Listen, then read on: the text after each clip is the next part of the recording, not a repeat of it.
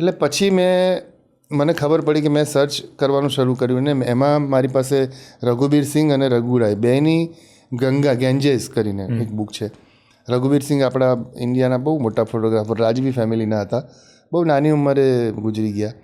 અને એમણે એ ગેન્જેસમાં પાછું બનારસ પણ એક બુક એમણે કરેલી અને ગેન્જેસ પણ કરેલી.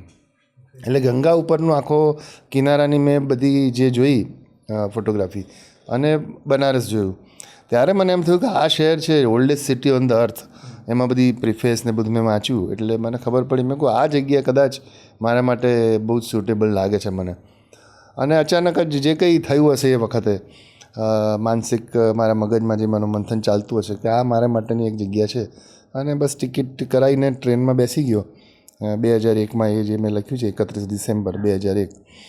તો એ પછી સવારે હું ઉતર્યો 1 જાન્યુઆરીએ. એટલે ફર્સ્ટ ટાઈમ બનારસ તમે ત્યારે જ ગયા હતા? હા, ફર્સ્ટ ટાઈમ. ઓકે. અને ત્યારે ઉતર્યો ને પછી જે બધા દ્રશ્યો મેં જોયા, જેમ આપણે જેમ ડુંગળીના પેલા લેયર ખુલે ને એવી રીતે જે લેયર ખુલતા ગયા શહેરના, તો એના પરથી એવું થયું કે ના, આ તો સાલું કંઈક ગજબ જુદા જ પ્રકારનું શહેર છે, જુદા જ પ્રકારની દુનિયા છે શહેરની. Banaras is a world, Banaras is not a city. એટલે જુદા જ પ્રકારના તમે જાણે 500-600 વર્ષ જૂના કોઈ શહેરમાં જતા રહ્યા હો એ જૂના સમયમાં, એવું તમને લાગે. એટલે દરેક માણસ તમને એવું લાગે કે આ તમને તમારી જોડે એને વાત કરવી છે, દરેક માણસને જોડે એવું લાગે તમને એની જોડે વાત કરવી છે. એવા પ્રકારનું આ શહેર, ખાવા પીવાની રીતે તમે જુઓ, મસ્તીની રીતે જુઓ. દરેક માણસ, મેં એવા માણસો જોયા છે કે જે લોકોને હું મળ્યો છું, ઇન્ટરવ્યૂ કર્યા છે, કે જે લોકો એમની જિંદગીમાં ક્યારેય બાથરૂમમાં નાહ્યા જ નથી, બાથરૂમ જોયું જ નથી એમણે.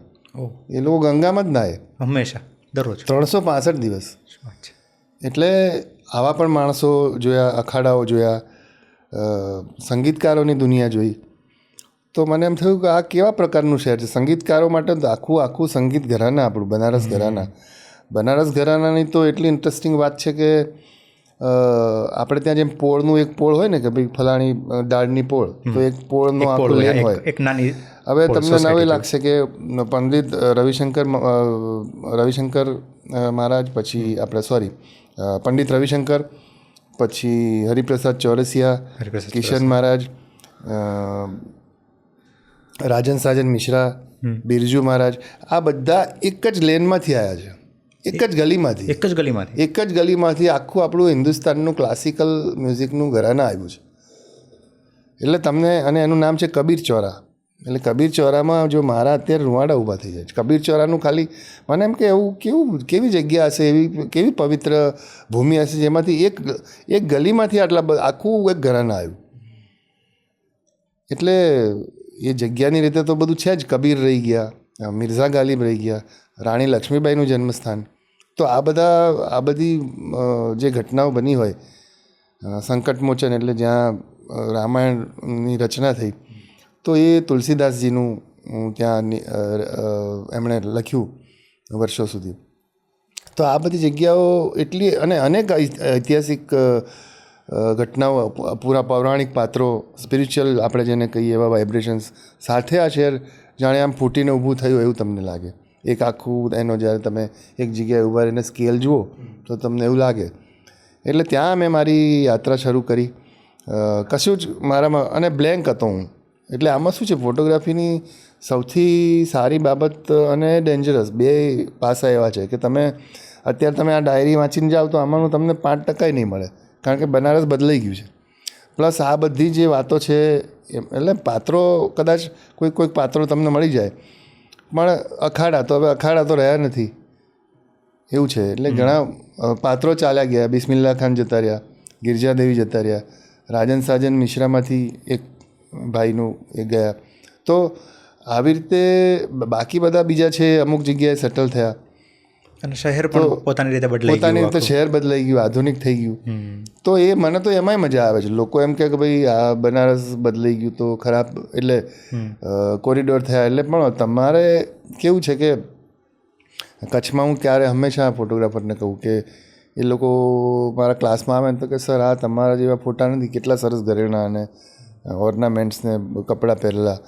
તો હવે અત્યારે તો બધા એ લોકો પેન્ટ શર્ટમાં આવી ગયા, રીબોકના શૂઝ પહેરે છે. તો મારો જવાબ એ હોય છે કે ફોટોગ્રાફી છે ને હંમેશા પ્રેઝન્ટની વસ્તુ છે, અત્યારની. એટલે આજથી 10 વર્ષ પહેલાં પછી પણ આ સ્ટુડિયો આવો નહીં હોય. તો ફોટોગ્રાફી પ્રેઝન્ટની વસ્તુ છે. એટલે તમે જે વખતે જે સમયમાં જીવ્યા અથવા કેમેરો છે તમારા હાથમાં, કેમેરા તમારા હાથમાં હોય એ દિવસે અથવા તો એ સમયકાળ દરમિયાન તમે જે પાડો એ વર્તમાનની વાત છે આખી. તમે ભૂતકાળમાં જતા રહો એટલે મેં કહું તમારે ફોટા પાડવા હોય એટલે એ લોકોએ પછાત જ રહેવાનું, એ લોકોએ પેલા ઘરેણાં ને ફાટેલા કપડાને એવું જ પહેરવાનું, એવું ના હોય. એ લોકોને પણ એમની એમ જરૂરિયાત હોય, એ લોકોને બી એવું હોય કે અમે શહેરમાં જઈએ, અમે બી ભણીએ. તો આ બધી ચેન્જીસ છે તમારે સ્વીકારીને ચાલવું પડે, જેવું દરેક જગ્યાએ લાગવું પડે. તો એ રીતે મેં બનારસમાં મારી આખી જર્ની શરૂ કરી અને ધીમે ધીમે કરતાં લગભગ જેમ જેમ ખબર પડતી ગઈ એમ તો થતું ઊંડો ઉતરતો ગયો. એમ છે ને, આમ ઊંડા કૂવા જેવું છે. એટલે એક પગથિયું ઉતરો તાર ખબર પડ્યો હજી આગળ છે એમ. એટલે એ રીતે મારું આખું બનારસનું લેયર મેં કીધું ને, ડુંગળીના છિલકાની જેમ એ ખુલતું ગયું શહેર મારી અંદર.